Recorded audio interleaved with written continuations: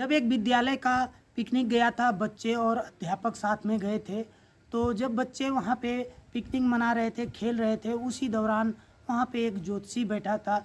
कुछ मैडम उस ज्योतिषी के पास जाती हैं और एक साथ की मैडम को कहती हैं कि अपना हाथ दिखाओ।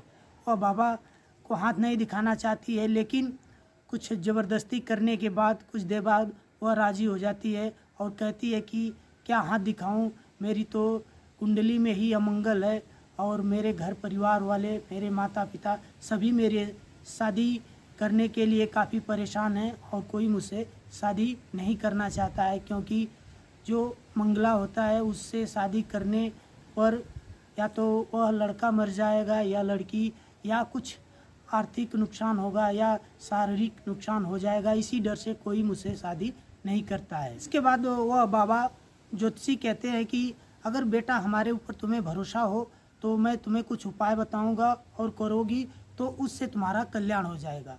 वह बाबा बताता है यदि तुम अपने ही स्टूडेंट से अगर अपनी शादी कर लोगी तो तुम्हारा कल्याण हो जाएगा।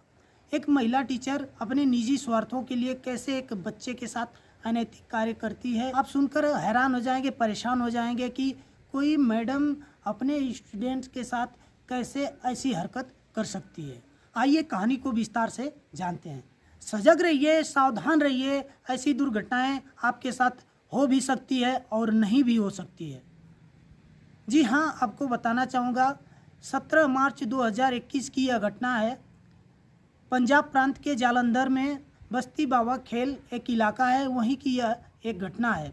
जब एक बच्चा 6-7 दिनों से अपने घर से गायब था और इसके बाद जब वह घर वापस आता है, उसके माता पिता उस बच्चे को देखकर काफ़ी हैरान परेशान हो जाते हैं। उससे पूछते हैं कि तुमने यह क्या दशा बना रखी है।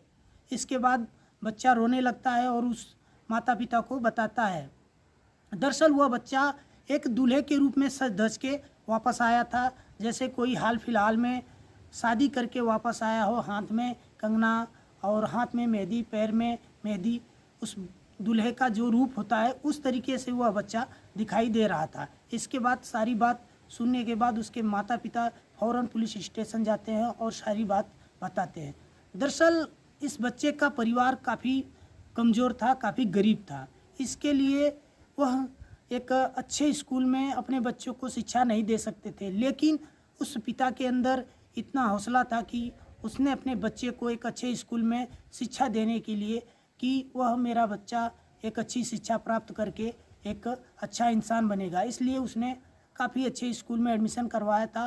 और वहीं उसी स्कूल की मैडम से वह जो है कि ट्यूशन भी लगवाया था। वह मैडम उस बच्चे को फ्री में ट्यूशन पढ़ाने के लिए कहती है। इसके लिए वह उसके गार्जियन से बात करती है और गार्जियन इस बात पे राज़ी हो जाते हैं और वह शर्त रखती है कि इस बच्चे को मैं अपने घर ले जाऊंगी और वहीं पे इसको ट्यूशन दूंगी। इसके बाद बच्चा उस मैडम के साथ चला जाता है, वहीं पे रहता है। जब बच्चा वहाँ घर पे जाता है तो सब कुछ ठीक ठाक था, लेकिन धीरे धीरे घर में एक शादी का जैसे माहौल होता है वह माहौल बन रहा था। सभी तैयारियां घर की शादी की जो होती हैं चल रही थी। वह बच्चा कुछ समझ नहीं पा रहा था।